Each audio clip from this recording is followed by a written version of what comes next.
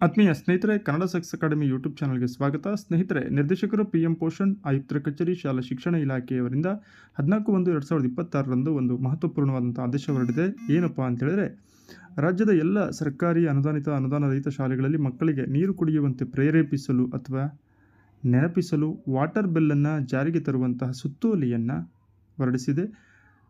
ಇದಕ್ಕೆ ಟಿಪ್ಪಣಿಯಾಗಿ ಉಲ್ಲೇಖ ಏನಪ್ಪ ಅಂದರೆ, ಕರ್ನಾಟಕ ರಾಜ್ಯ ಮಕ್ಕಳ ಹಕ್ಕುಗಳ ಆಯೋಗರವರ ಪತ್ರ ಸಂಖ್ಯೆ. ಕರ್ನಾಟಕ ರಾಜ್ಯ ಮಕ್ಕಳ ಹಕ್ಕುಗಳ ಆಯೋಗ ಈ ಒಂದು ಶಿಫಾರಸನ್ನು ಮಾಡಿತ್ತು. ಅದರಂತೆ ಇಲಾಖೆ ಒಂದು ಆದೇಶವನ್ನು ಮಾಡಿದೆ.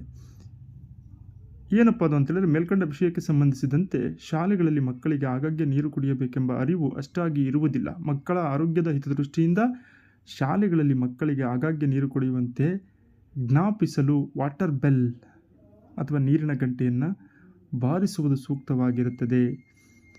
ಈ ಒಂದು ಆದೇಶ ಈಗಾಗಲೇ ಕಳೆದ ವರ್ಷಗಳಲ್ಲಿ ಬಂದಿತ್ತು. ಆದರೆ ಅದನ್ನು ಮತ್ತೆ ಪುನರ್ ಆದೇಶವಾಗಿ ಮಾಡಿದ್ದಾರೆ. ಏನು ಅಂತೇಳಿದರೆ, ಮಕ್ಕಳು ಶಾಲೆಗಳಲ್ಲಿ ಇರುವಂಥ ಸಂದರ್ಭದಲ್ಲಿ ನೀರನ್ನು ಅಷ್ಟಾಗಿ ಕೆಲವು ಮಕ್ಕಳು ಕುಡಿತಾ ಇರೋದಿಲ್ಲ, ಅಥವಾ ಆ ನೀರನ್ನು ಕುಡಿಯುವಂತಹ ನೆನಪು ಅಥವಾ ಅರಿವು ಆ ಮಕ್ಕಳಿಗೆ ಇರೋದಿಲ್ಲ. ಆ ಕಾರಣಕ್ಕೆ ಆ ಒಂದು ವಾಟರ್ ಬೆಲ್ಲನ್ನು ಜಾರಿಗೆ ತರುವ ಮೂಲಕ ಶಾಲೆಗಳಲ್ಲಿ ಈ ಮೂಲಕವಾಗಿ ನೀರನ್ನು ಕುಡಿಯುವಂತಹ ಒಂದು ನೆನಪಿನ ಕರೆಯನ್ನು ಮಕ್ಕಳಿಗೆ ಮಾಡುವ ಮೂಲಕ ನೀರು ಕುಡಿಯೋದ್ರ ಮೂಲಕ ಆರೋಗ್ಯವನ್ನು ಕಾಪಾಡಿಕೊಳ್ಳೋದಕ್ಕೆ ಇದೊಂದು ಸಹಾಯವಾಗುತ್ತೆ. ಮಕ್ಕಳ ಬೆಳವಣಿಗೆಗೆ ಮತ್ತು ಆರೋಗ್ಯಕ್ಕೆ ನೀರು ಅತ್ಯವಶ್ಯಕವಾಗಿರುತ್ತದೆ. ಏಕೆಂದರೆ ಇದು ದೇಹದ ಉಷ್ಣತೆಯನ್ನು ನಿಯಂತ್ರಿಸುವುದರ ಜೊತೆಗೆ ಆಹಾರವನ್ನು ಜೀರ್ಣಿಸಿಕೊಳ್ಳುವರು ಸಹಾಯ ಮಾಡುತ್ತದೆ. ಸುರಕ್ಷಿತ ನೀರು ಕುಡಿಯುವುದರಿಂದ ನೀರಿನಿಂದ ಹರಡಬಹುದಾದ ಕಾಯಿಲೆಗಳನ್ನು ತಡೆಗಟ್ಟುತ್ತದೆ.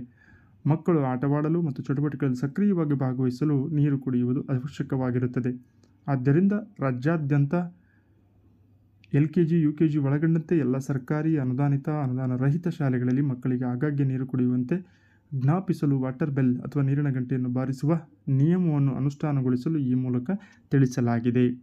ಅದು ಎಷ್ಟು ಬಾರಿ ಅನ್ನೋದು ಇದರಲ್ಲಿ ಸ್ಪಷ್ಟತೆ ಇಲ್ಲ. ಬದಲಾಗಿ ಕನಿಷ್ಠ 3 ಬಾರಿ ಅಂತ ಈ ಹಿಂದಿನ ವರ್ಷಗಳಲ್ಲಿ ಮಾಡಿದಂತಹ ಆದೇಶಗಳಲ್ಲಿತ್ತು. ಅದರಂತೆ ಶಾಲೆಗಳಲ್ಲಿ ಈ ಒಂದು ನೀರಿನ ಬೆಲ್ಲನ್ನು ಬಾರಿಸುವ ಮೂಲಕ ಮಕ್ಕಳಿಗೆ ನೀರು ಕುಡಿಯುವಂಥ ಅಭ್ಯಾಸವನ್ನು ನೆನಪಿಸುವ